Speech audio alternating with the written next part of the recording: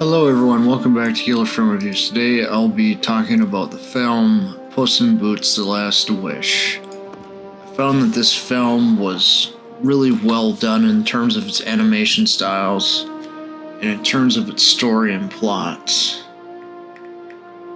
I think that this whole film definitely will be one to remember for many years, if not decades, because of just how good the animation style is. It was so much better than The Flash, for instance. The Flash's animation and CGI looked really offsetting.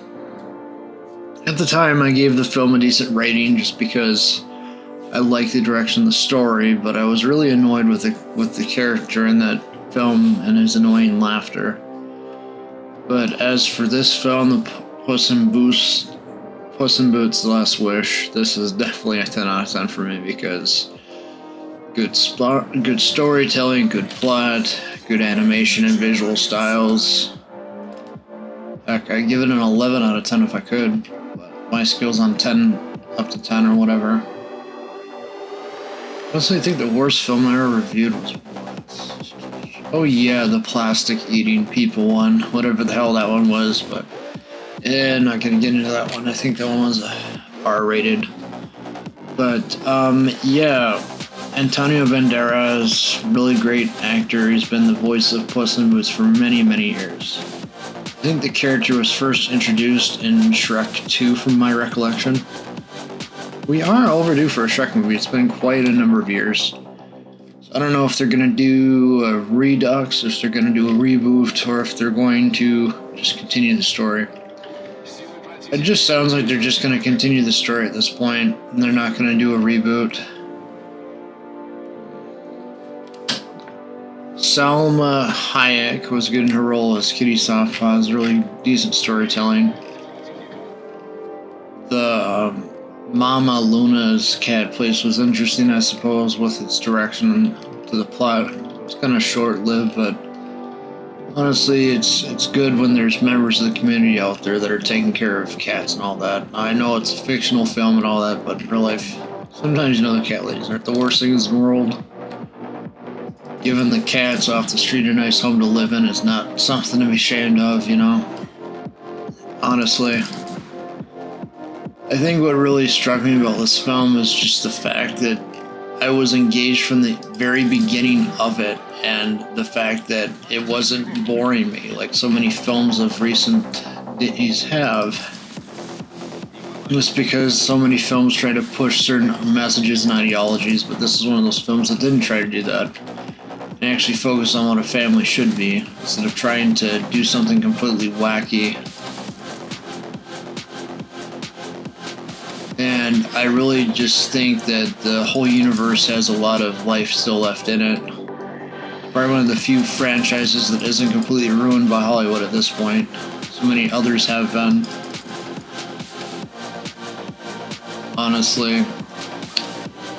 Star Wars, Indiana Jones, Harry Potter, probably in the future. Kind of have mixed feelings with the direction that they took their story. They honestly killed the plot with Fantastic Beasts 3 with them not connecting story elements properly from the first series to the second series, honestly. Back to Puss in Boots, what do I like about it? The animation, the characters actually are great and not wooden, like some animation movies are. For my criticisms of The Flash is that it just did not have the best acting at times. But in retrospect, I do like seeing this trend of movies with family themes in mind coming back. The character of Death was very well done. I really enjoyed seeing him on screen there. I think that in the upcoming years, we're going to see more of that universe in play again. I believe there is one more Shrek movie in the works. I'm not sure if it's going to be like the... dang, what the hell was it? There was a movie There's like the Rebel Stiltskin character or whatever, and he was in the last one that they made, whatever it was called. I forget. Because it went Shrek the Third, and then it did this weird fourth film that was getting all out of whack. It had Rumpelstiltskin in it, and everything just went crazy. I'm just drawing a blank right now. I don't know why. I think my biggest takeaway from this film is just the fact that we had a decent plot and it connected back to the original Shrek movies just a little bit with just the storytelling element. It almost felt like a better Shrek 1 to me, honestly. Of course, it doesn't have all the odds and ends that Shrek 1 had, but I'm sure we'll see our characters again, like Donkey and Shrek and Fiona in the next film whenever that comes out. Because they wouldn't be sailing away back home if they hadn't been. That's a minor spoiler.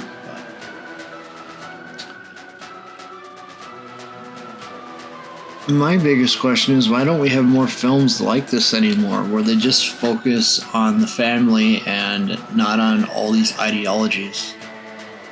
That's what I ask myself, because so many film plots are the same with them trying to say, corrupt rich man bad.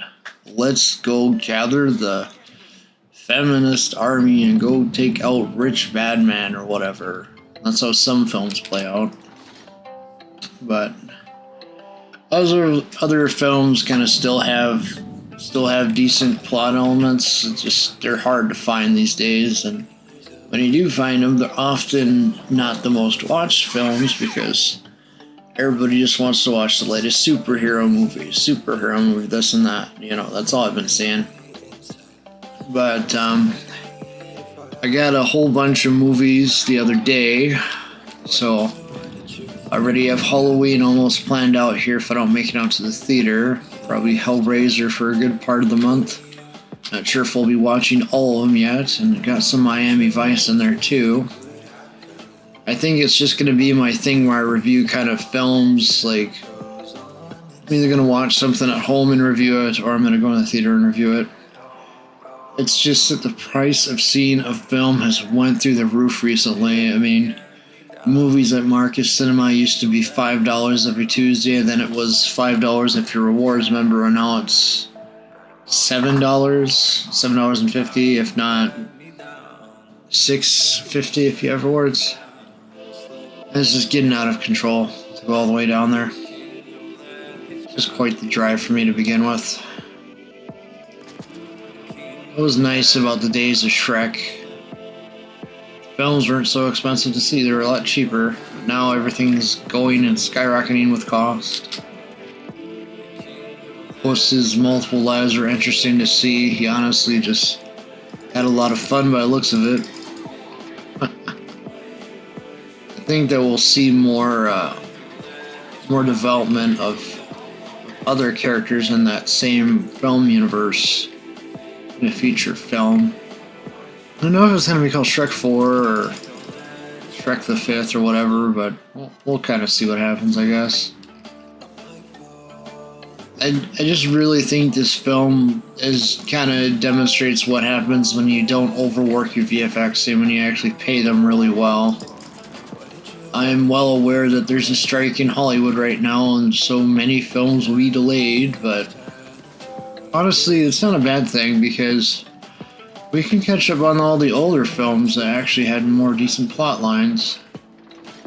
Honestly. But to those saying that, oh, well, he doesn't like all the other movies, blah, blah, blah, and it's just like, I do. Just not my cup of tea how they're making films these days with trying to push all that messaging. I don't think it does anybody any good. I haven't seen the Barbie movie yet, but I'll probably see it soon enough. It's not been really one of the ones that I've had time to see recently. The original plan was to go see it last week, but things kind of popped off, you know, and IRL stuff I had to attend to. It's kind of tricky to balance out all these channels. It really is. Not everything goes the way we want it to.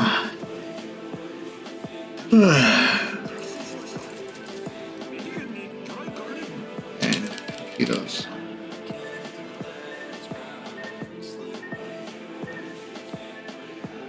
I guess the point I'm trying to make is that there's too much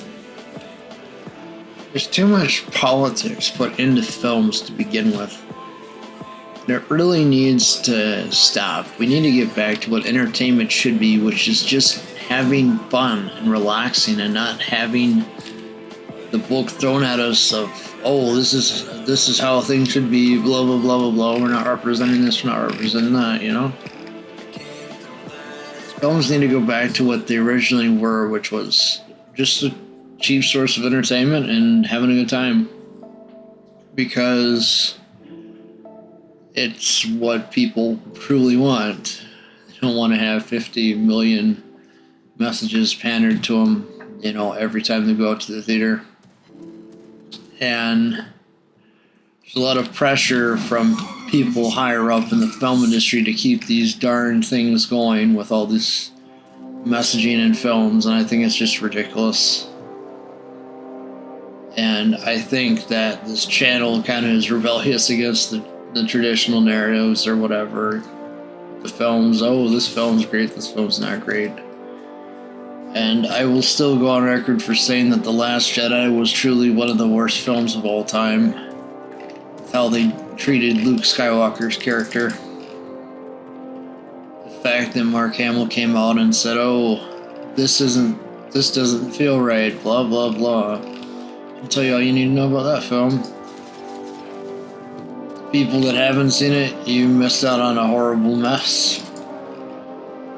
And there's even people that never saw Star Wars Episode 9 because of how bad Star Wars Episode 8 is. And trust me, you're not missing much, guys. It's just a patchwork film, really.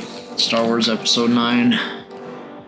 Anybody who says Kathleen Kennedy has done a lot of good for Lucasfilm is probably not right in the head. They're probably thinking, oh, this is how we should act, blah, blah, blah. And I'm just like, we need films fun again. That's what I'm saying. We need films fun again. But otherwise, until next time, I hope you enjoyed this killer film review on Puss in Boots' Last Wish 10 out of 10 film. Thank you so much for watching, and have a great rest of your evening, afternoon, or morning. Thank you so much. Don't forget to subscribe.